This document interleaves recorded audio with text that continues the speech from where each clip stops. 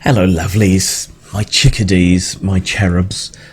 So let's talk a little bit more about this sword dream thing, because I saw both Venger and Pundit were getting into a bit of a Barney with someone about it, and I entered into the conversation, you know, fairly reasonably, I thought. The person on the other end of the conversation seemed to be open to discussion. They were extolling the virtues of discussion and talk and so on, and then with the grim inevitability that we've come to expect from people of this ilk, blocked. But I did ask them before I was blocked whether they would listen to an in-depth analysis of the problems with Sword Dream. They didn't say anything, but I did it anyway. So let's retread with a little more thought than is available perhaps on Twitter itself, and see what we can figure out. So Sword Dream is this alternative OSR, I guess. That's old school Renaissance. That's, you know, hyper progressive and gee, look at me sort of people, which Swordsfall guy is heavily involved in, and you know what I think of him. It's ironically me coming to that decision about them has been a result more of their actions, because my criticism was expressing disappointment and that they were shilling on the basis of their race and minority status and so on, rather than letting the game speak for itself, or speaking to the game's merits, or trying to excite people with the game, which was somehow taken as racist or whatever. But yeah, here we go. So the 9 principles of Asterisk Dream was how I'm guessing they're going to put in other things like Star Dream or whatever, which is delightfully close to Starscream, I suppose.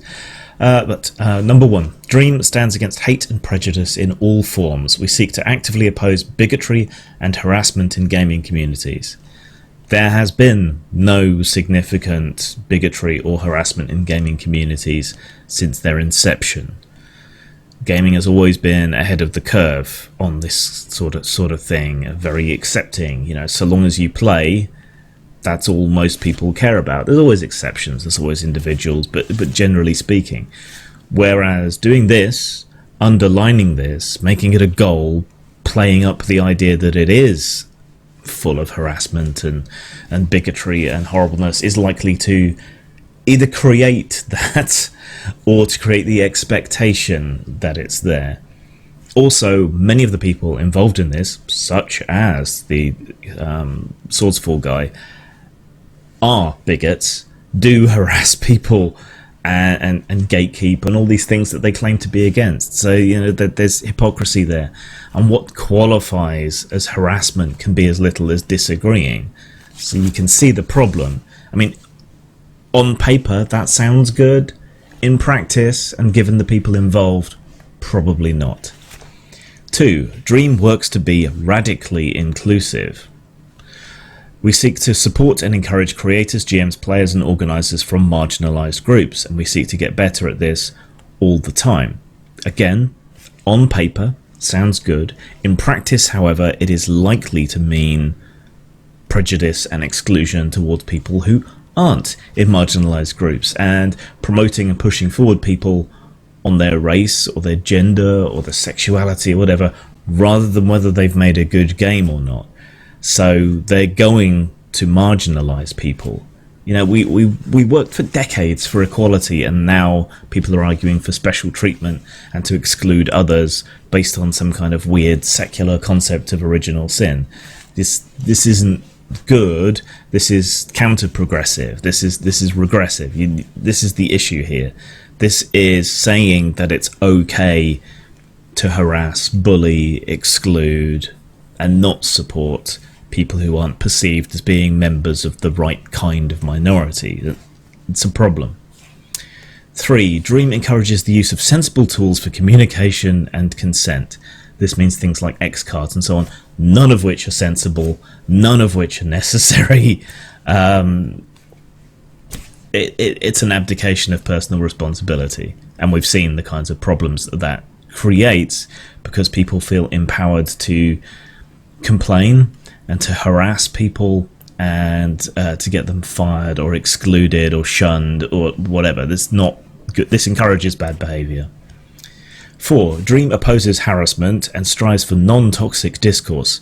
We assume best intentions, we call in before calling out, and we start discussions before we make accusations, but if best intentions aren't present, we will call out. This is just bullshit. Harassment is fine with them so long as it's harassment of the right people. They are innately toxic people for the most part. There is no pleasing them, and no attempt to please them will ever succeed. They don't assume best intentions. They assume the worst intentions right from the start. Their first option is to call people out, and they don't start discussions. They block people and run away and don't support the kinds of things that they're talking about and cannot accept that other people might have different points of view. They don't start discussions. They're closed off in their echo chamber and they never communicate with anybody else. This is just bullshit from start to finish. 5. Dream values creators and their work. We support equitable pay for professional creators and fair treatment for hobbyists. Again, this would be great, but I have tended to find that the kinds of people associated with this massively overvalue their work, and it's just going to make so many things non-viable in a lot of ways. I mean, they're pushing for things like sensitivity readers and so on, which is a pointless waste of money, especially in an industry with such razor-fine margins. That runs counter to one of their other points. 6. Dream values a DIY approach to creation. We question gatekeeping, we take alternative approaches when traditional publishing models fail, and we believe anyone can make great games. Not everyone can make a great game. A DIY approach runs counter to extracting, true value. I mean, the value of your work is, in this industry, in very large part down to your self-satisfaction. Does it make you happy more than monetary concern? These are gatekeepers. If you don't have the right politics, if you're not a member of a marginalized group or whatever, they are going to exclude you and treat you like shit, talk you down, get you shunned and excluded. Again, just bullshit. 7. Dream values experimentation in game design and world building. So far, seem pretty conventional. I'm not quite sure what they mean by experimentation, but it probably means woke social dynamics, which can be counter-immersive, but not necessarily. A lot depends on the world building. 8. Dream isn't defined by, but is interested in anti-canons, whatever that means. Emergent story, generative worlds, kit bashing, non-violent play options, and more. And it's fine if some of these things contradict each other. Very postmodern. In theory, there's nothing wrong there, but a lot depends how it comes out in practice, and judging by the rest of these issues, not well. 9. There is no one dream. Anyone who commits to these principles is dreaming. Well, technically, I subscribe to those principles. I just interpret them differently. Right? So I don't want bigotry or harassment against anyone, including white people, including heterosexuals, including cisgender folk. My approach to being radically inclusive is to not care what anybody is and to just care about the work, and that's quite easy to do when you're working internationally through email and social media and so on. It matters to me not at all. What I do is I actively seek out people who need the money and give them work. Sensible tools for communication and consent, I guess I don't abide with that, but then the sensible tool is basic social skills, so you could take that either way. I oppose harassment. I oppose toxic discourse, which is why I'm opposed to these people, ironically enough. I try to start discussions. I try to not live in an echo chamber. People like this make it very difficult. I value creators and their work, but you can't pay more than the market will bear. You can't pay more than you'd make, you know?